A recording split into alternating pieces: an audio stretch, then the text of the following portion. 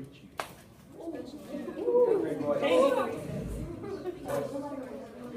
All right, so today we're going to be wrapping up our series called Strength in Numbers. And the last couple of weeks, we've been talking about how it's good to have friendships, and we've been talking about how it's good to have a mentor, and how those can affect your life in a major way, right?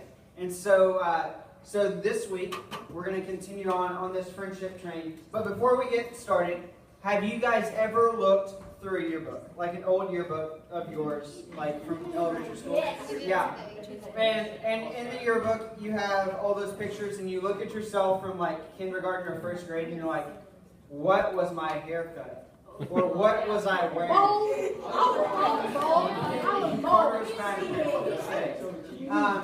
So you're looking through, and then you get all to this point, and you're like, oh, that's Jimmy. Look, this is the name. This is Jimmy. There's Jimmy. We were in Mr. What's her name's class.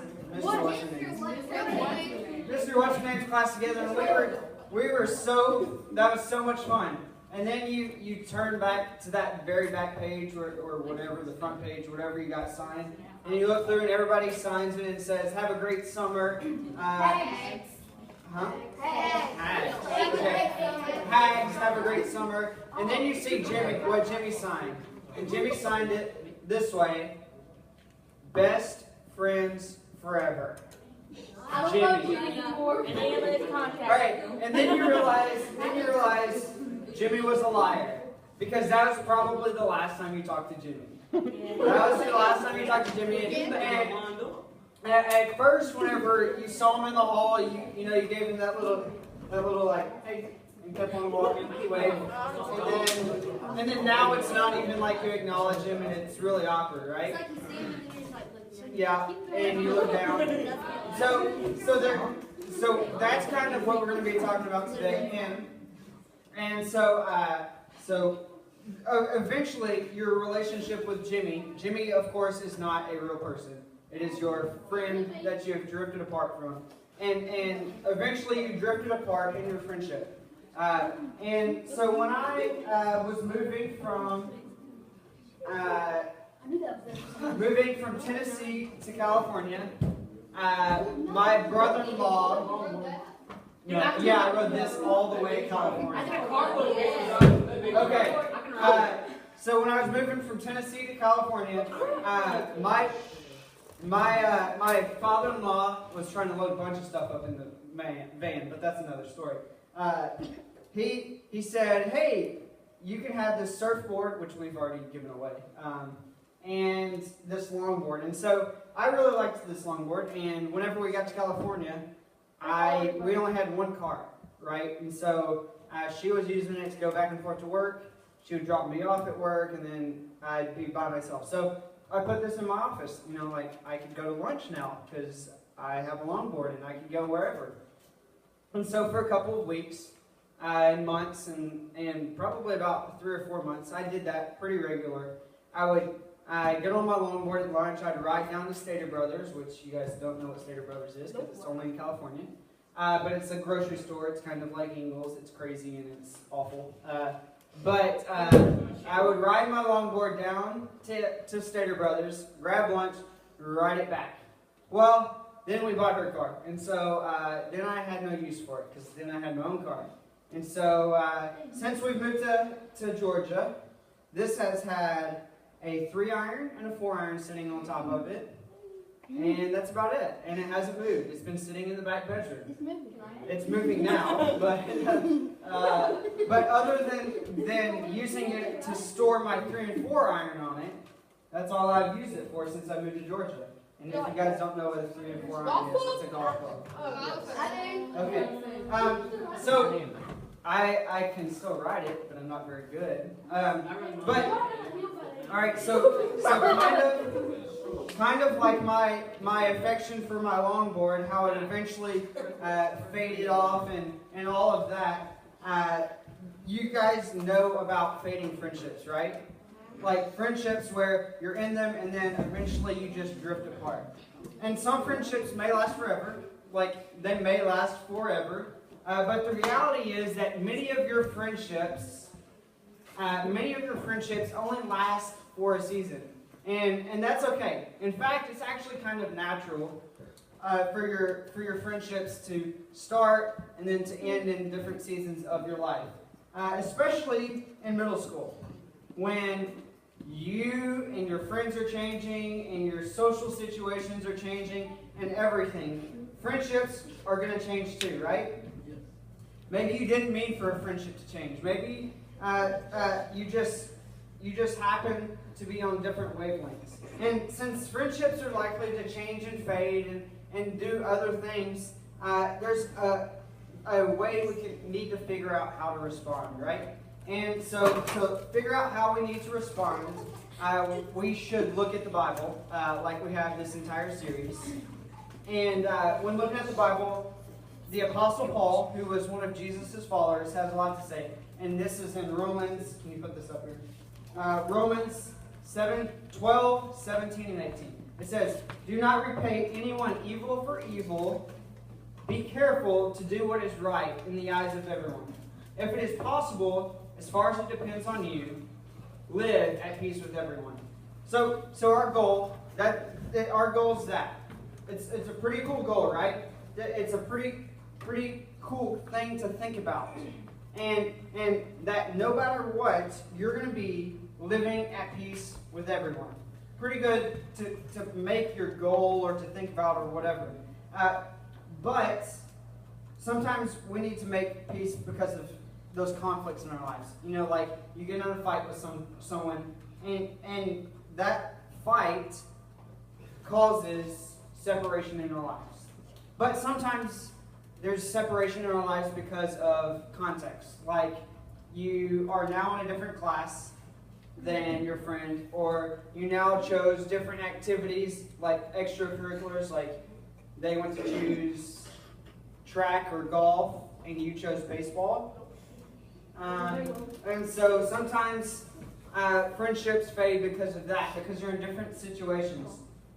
But whatever the reason that a friendship fades, Paul's advice is still applicable here. That no matter what, we still have to love everyone and be at peace with everyone. So even when our friendships fade, you can choose to do what's right. I'm going to say it again. Even when your friendships fade, you can choose to do what's right. But what does it take to make your friendships right whenever they are fading? I'm going to give you 3 things. We're going to show them up on the board. And so I want you guys to think about these. First one is, choose what you think. First one, choose what you think. So what we think about people affects the way we act towards people, right? The way we think about people affects the way we act towards people. So in your mind, whenever a friendship is fading, you automatically think of some story in your life, or some story, and it's this fictional story that makes you think that they did something wrong to you. You think, man, she doesn't even like me anymore because of this. Or maybe you think that he just doesn't think I'm cool anymore because he's hanging out with all these other things. Well, the first thing that Paul... hanging out with other people, sorry. Hanging out with other people.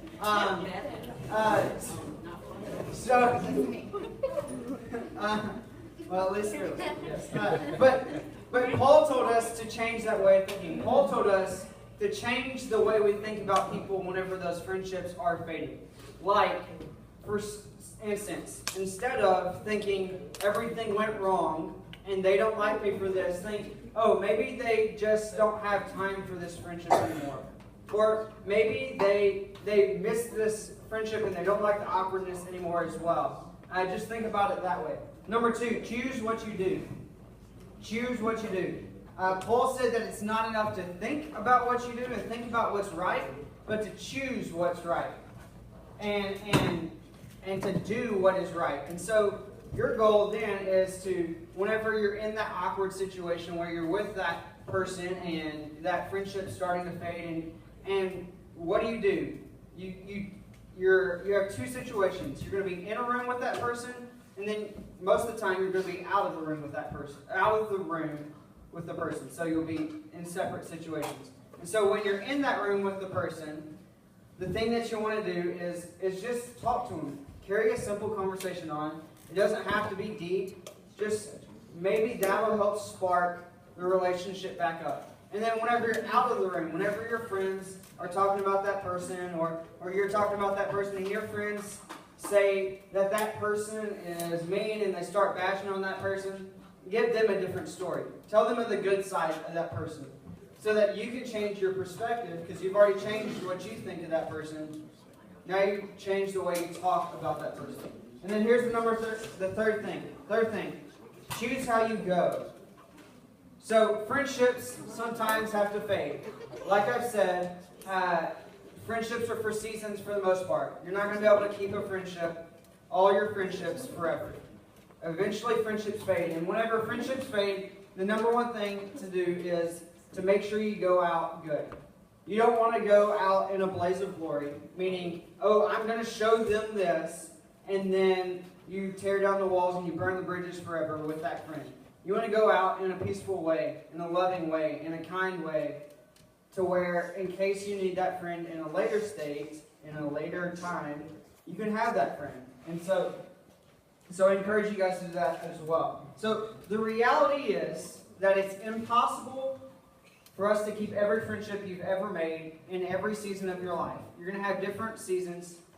Your context is going to change. You're going to move off to different places unless you're going to stay in Elberton your entire life and not go to college or go anywhere. So, well, there's an Athens Tech, but the reality is your friendships are eventually going to fade because you're going to be in different seasons of life. And there's like when you go to the grocery stores, have you ever noticed that sometimes they have a sign up to say, blueberries are in season now, right? Right? Strawberries are in season now. So, yeah, that blueberry season. So sometimes you're going to see, right? Sometimes you're not going to see sweet corn, fresh sweet corn at least, in the winter, right? Because why? It doesn't grow in the winter. It grows in the fall and in the summer. And so you're not going to see it during the winter. In the same way, you're not going to see a watermelon in December. Why? Because watermelons don't grow in the summer or in the winter, in December, and they have to make way. Right? They have to make way. They have to make way for the cranberries because cranberries grow during the cold season. And so friendships are like that. You see, all relationships go through those seasons of life.